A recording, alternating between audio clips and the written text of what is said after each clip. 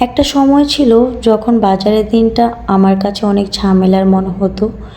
এখনও মোটামুটি ঝামেলার মনে হয়, তারপরও ঝামেলাটাকে কিভাবে একটু কম করে আনি সেই টিপস নিয়ে কিন্তু থাকছে আজকের ভিডিওটি।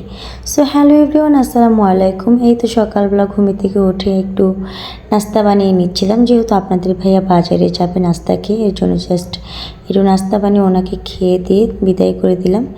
এরপরে উনি বাজার করে চলে আসলো, আর আজকে দেখলাম যে পাঙ্গাস মাছ এনেছে, বাট উনি আজকে পাঙ্গাস মাছটা কেটে নিয়ে আসছে।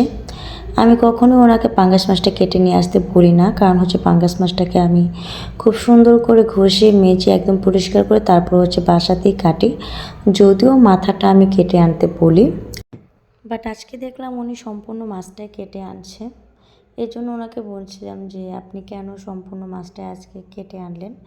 আর দেখা যায় আমি আমার মতো সাইজ করব, বাজারের লোকেরা কিন্তু ওনাদের মন মতো সাইজ করে দেয়, যেটা আমার কাছে ভালো লাগে না। এর জন্য সবসময় আমি মাছ কিনলে আমি বাসাতেই কাটি। যাই হোক, এরপরে কই মাছ আনছে, আর কই মাছগুলো অনেক তাজা ছিল, এর কারণে আমি কাটিনি, এগুলোকে আমি এভাবে ডিপ ফ্রিজে রেখে দিয়েছিলাম। তারপর এই ইলিশ মাছ, আসলে ফেসবুকেই দেখলাম যে ইলিশ মাছ যতটা কমেছে বলছে, বাজারে কিন্তু ঠিক ততটা কমেনি, মোটামুটি মোটামুটি কিছুটা কমেছে, একদম আগের মতোই যে আছে তেমনটা কিন্তু একদমই না, কিছুটা হলেও কমেছে, অল্প কিছু। যাই হোক, এখন দেখলাম যে দুটো মাছ এনেছে, আর মাছগুলো মোটামুটি খারাপ ছিল না, আর ওনার কাছ থেকে নাকি এই মাছগুলোর কেজি 800 টাকা নিয়েছে। তো সেই হিসেবে ভালোই হয়েছে, আর সময় তো 800 টাকা কেজিতে আসলে এই মাছগুলো পাওয়া যায় না। ওই হিসাব করতে গেলে দেখা যায় ভালোই হয়েছে, আমার কাছে মাছ দুটো অনেক পছন্দ হয়েছে। যাই হোক, বাজারের দিনটা যেহেতু কালকের ভিডিও ছিল এটা, আর আজকে আমি ভিডিওটা আপলোড করছি। তো ইলিশ মাছটা কিন্তু আমি খেয়েছি, খেয়ে দেখেছি যে না, ইলিশ মাছের স্বাদ গন্ধ অনেক ভালো ছিল।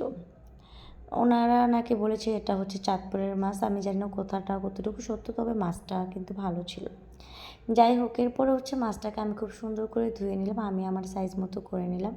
এখন খুব সুন্দর করে এটাকে আমি পলি করে রেখে দিচ্ছি। আর এভাবে কিন্তু আমি খুব সুন্দর করে বাজারগুলোকে একটা একটা করে গুছিয়ে রাখি। আর যেদিন বাজারের দিন থাকে ওই দিন আমি চেষ্টা করি একটু শর্টকাটে রান্নাবান্না শেষ করার। আর এখানে যেহেতু আমি চিংড়ি মাছগুলো এনেছি, তো আমি এই চিংড়ি মাছগুলো দিয়ে একটু সবজি রান্না করে নিচ্ছিলাম। এই তো বললাম যে শর্টকাটে কীভাবে রান্না করা যায় বাজারের দিনটা, ওইটাই আমি চেষ্টা করি। তো শর্টকাট বলতে আমাদের যেহেতু চিংড়ি মাছ হতে খুব বেশি সময় লাগে না, আর চিংড়ি মাছ বাছাবাছি করতেও তেমন বেশি সময় লাগে না, এর জন্য জাস্ট আমি কিন্তু চিংড়ি মাছটাই রান্না করে নিচ্ছি। তো এইভাবে কিন্তু আমার দুপুরে রান্নাটাও কমপ্লিট, এবং এরপরে সন্ধ্যাবেলা কিন্তু আমরা একটু নুডলস রান্না করেছিলাম।